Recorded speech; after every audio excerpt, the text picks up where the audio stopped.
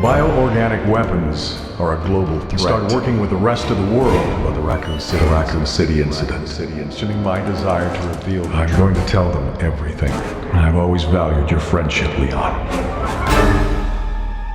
It's the ambition of this game that's actually its undoing. Having 4 sizable campaigns, particularly ones that overlap and repeat several sequences and boss battles, simply isn't necessary, nor is the excessive use of QuickTime events. There's the added bonus of being the longest Resident Evil game in history.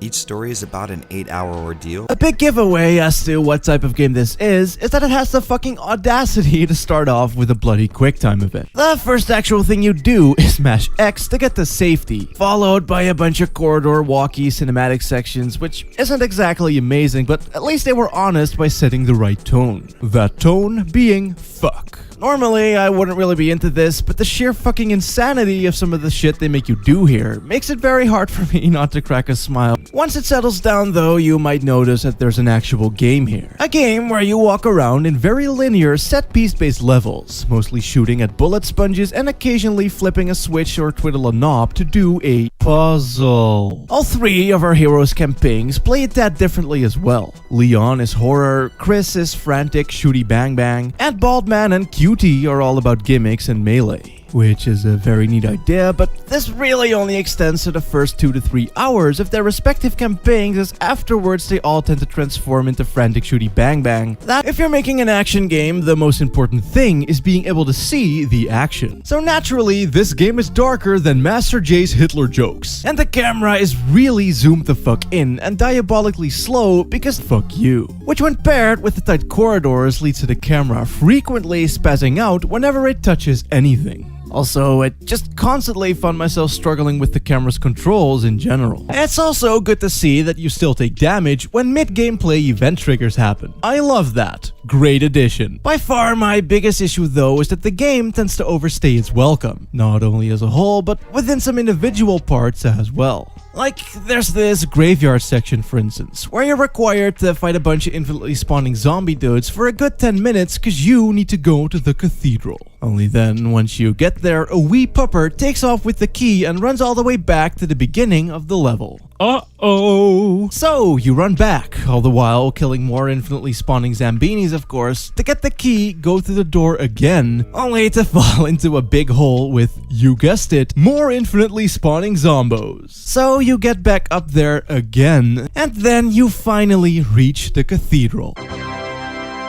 But wait, it is not over yet, as you need to fight about 3 more waves of infinitely spawning slambies, along with a handful of really strong ones that cripple the ever-living shit out of you. Most of this game is spent with a partner. Leon is teamed up with the Secret Service agent Helena. Chris is teamed up with another soldier from his group, the BSAA Peers. Sherry Birkin, the little girl from Resident Evil 2, who has grown up now and become an agent with Jello physics, which just seems all kinds of wrong. Teams up with Jake Mueller, Albert Wesker's son, a fact he discovers during the events of the game. And Ada teams up with no one. Hers is the only single-player only scenario. And if you were playing this game by yourself anyway, it doesn't change a whole lot up, just there are no doors that you need to wait for your partner before opening. The constant irritant to me was getting comboed by an enemy before I had the chance to do anything, and it would happen on the ground a lot too, where if you can't get into aiming mode, you're just stuck. And for that matter, fuck these parts where you had to run around and try and find items while avoiding those enemies that regenerate and won't die. I hated it every time it came up.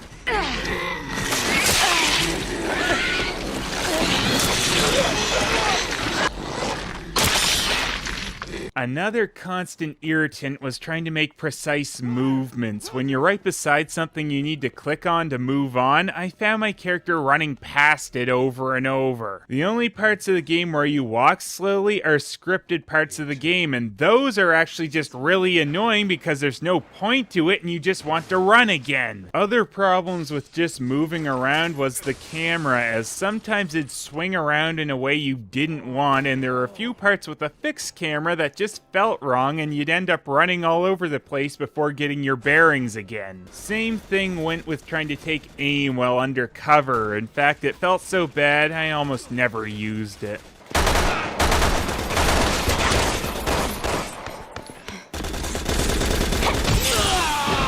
I'm not really fond of quick-time events unless the action need to be performed feels intuitive, and some of the ones in this game are just confusing about what they actually want you to do, like whether to hold or constantly press a button.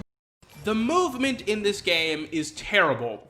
This is a third-person shooter where your character feels like they're being pulled in a direction instead of walking in it. It's clunky and not smooth unless you're moving straight. But because this game is so bad, when you start sprinting, your character becomes a runaway train that you can barely control. Now sure, there's no denying that you can have fun with the game. I had a shitload of fun and laughter while playing with it with Joe. Oh, breakdancing! He's breakdancing! Whoa, shit! He's like, what? Hey, I'll go over here. That was To no. the right, to the right. Oh. There, I pulled a Indiana Jones.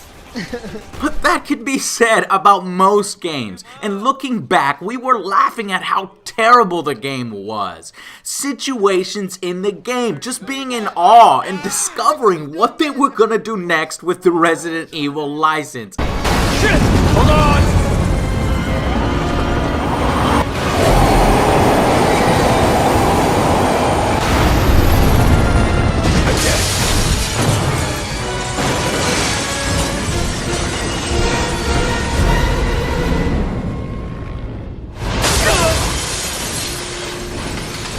What about playing alone? I dread playing this game alone because it's just not fun. It's full-on pulse-pounding action, Michael Bay style, with set pieces that don't even satisfy because of your linear gameplay and your stiff movement. This is not why people played Resident Evil. And not only that, but the fact that they split this game into 3 sections to try to make everyone happy results in nobody being happy. How about putting some horror elements into it? How about increasing the tension? That slow segments are terrible. Jake's campaign has a chapter where you search a mountain for 3 digital MacGuffins. You've got to find them. Stringing these things across a large mountain feels like the most uninspired kind of busywork a game can throw at you, as if the developers needed to fill 15 minutes of time and couldn't come up with anything better. The few things they tried to make it more interesting only made it worse and worse to play. It's already hard to see and the snowstorm whites out your vision randomly. There's a giant icy slope with snipers, machine gunners, and snowmobilers charging down it, and if you get hit or do any of your fancy moves, you'll slide all the way down to the giant cliff at the bottom. This is video game hell. And Resident Evil 6 is full of segments like this. Ada has to search an aircraft carrier for, say it with me, 3 who gives a shits, running through dull, copied and pasted barracks, scavenging for ammo to fight waves of identical enemies, using mechanics that lost their appeal 2 campaigns ago. When you finally find a key, a monster eats it and disappears through a vent, padding this junk segment out even more. At times, it feels like a high-voltage software game. It looks, sounds, and plays like something made by a much smaller studio with fewer resources. There's no particular mood to most of it. The past games were incredibly good at setting a tone for each area. This game's idea of atmosphere is putting a couple of mannequins in a dark room. And that's it. Okay, I guess we're done with that. There's an awkwardly long car ride that I assume is supposed to feel tragic, but after the thousands of zombie heads you've suplexed off during the multiple outbreaks in this game alone, it's kind of hard to feel much of anything at this point. The soundtrack is full of generic military themes. Alpha team, get out of there now! And stuff that sounds ripped off from other sources.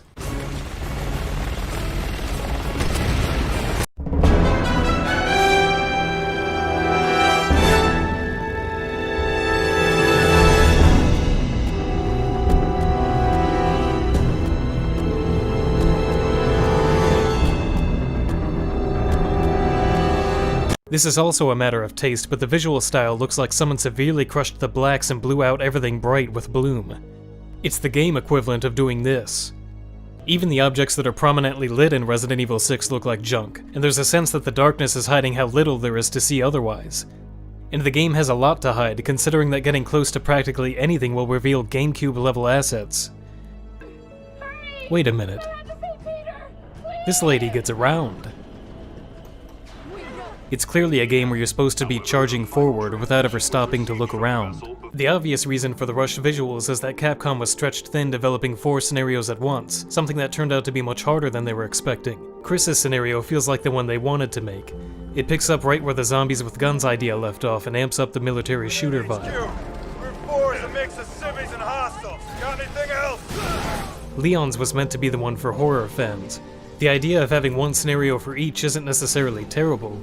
The problem is that Leon's campaign is hardly less action-focused than any of the others. It's just as full of explosions, quick-time events, and diving around with guns blazing.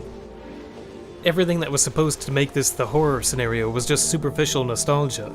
You've got Leon, the star of Resident Evil 2, using his Resident Evil 2 gun in an old creaky building in the midst of a zombie breakout.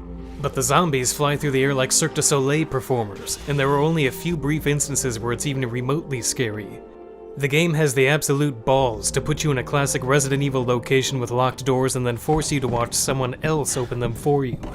When people say that Resident Evil 6 is a non-stop action thrill ride, they probably don't mean the part where you slowly walk for 10 minutes following your 5th grade math teacher around.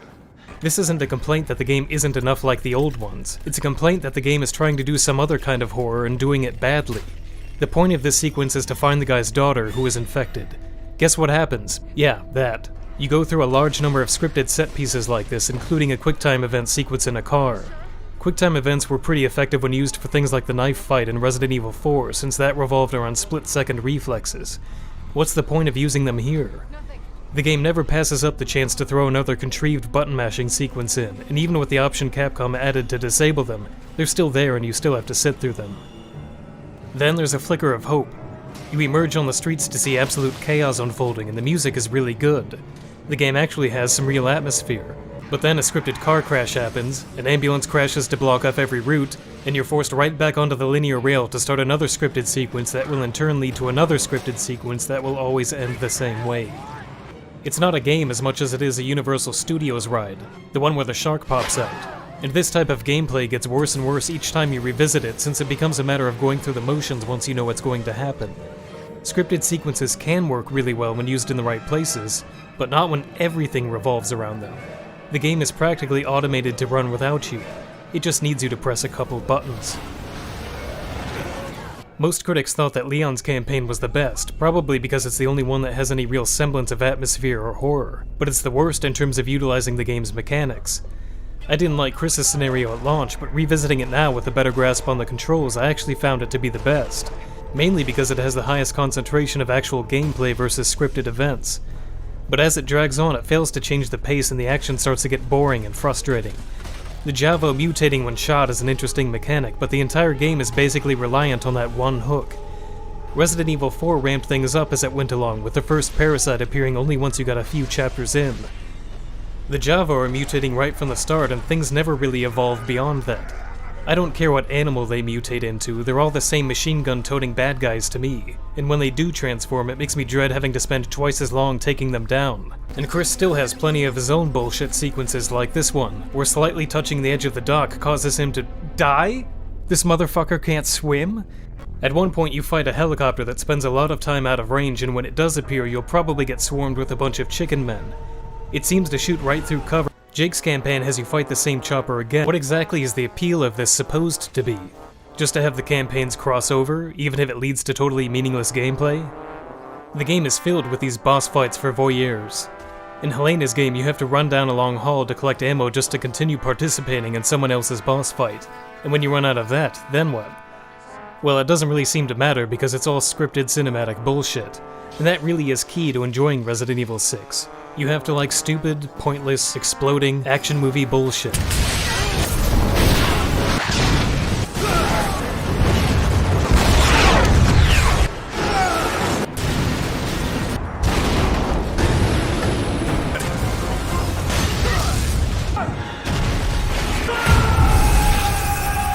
And action movie one-liners. Welcome to the club. No. You get used to it.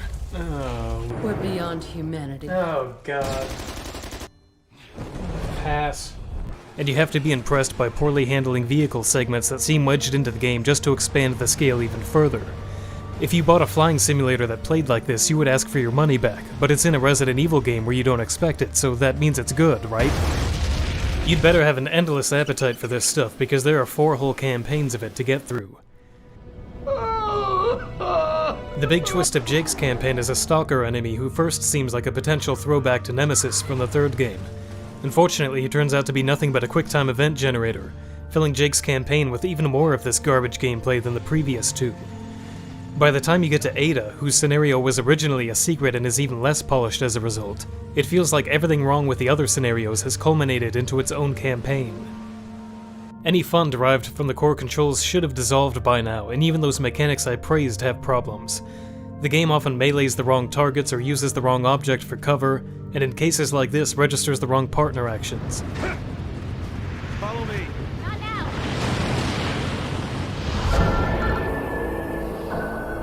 The peripheral mechanics around those core controls are mostly terrible. In Resident Evil 5 upped the tension with a real-time inventory, which was arranged in a grid where each item was a single press away. Resident Evil 6 puts everything in the real-time menu, even the camera and graphics settings, which makes no sense. No one is looking for tension when trying to turn their aim invert on or off. The inventory is arranged in a straight row, which is the least efficient layout possible and requires scrolling through every item to get to the one that you need. And you'll have to do this often at the fast-paced, over-the-top action game that has the most deliberately clumsy healing in the series. What's the point? You can hold the action button to avoid the painfully long recovery times when getting knocked to the ground. And if you're lucky, you might see the game flash tips like this on the loading screen. The game shouldn't have such frustrating mechanics in the first place, but it definitely shouldn't bury the right ways to do things in places most players will never find them.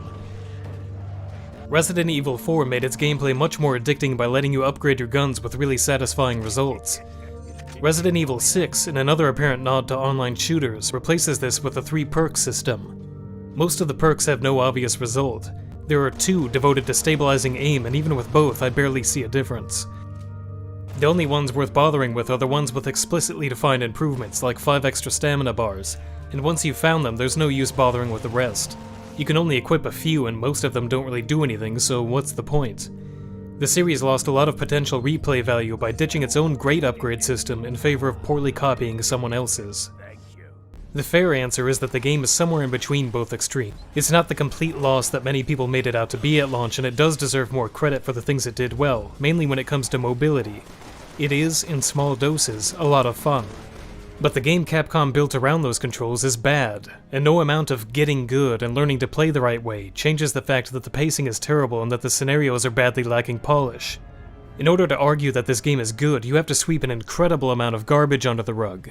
If you could edit games like a film and stitch only the good parts together, you might be able to make a really good game out of this. But the half-baked game we got failed as a vehicle for its own mechanics. You can still have fun playing it, and that's kind of what the Mercenaries mode is. This is probably Resident Evil 6 at its best, with the focus purely on its combat. But a full game needs a lot more than that. There's gotta be connective tissue holding it all together. But it sucks. In a way, everyone is right about it at once. That's just the kind of game Resident Evil 6 is, a partially enjoyable failure. If anyone wants to argue that it was unconditionally great, then you've got to submit evidence of yourself enjoying these bullshit sequences. I want to see you having fun fetch questing for these keys, or climbing these ladders, or staring in genuine awe at the game's 400th explosion.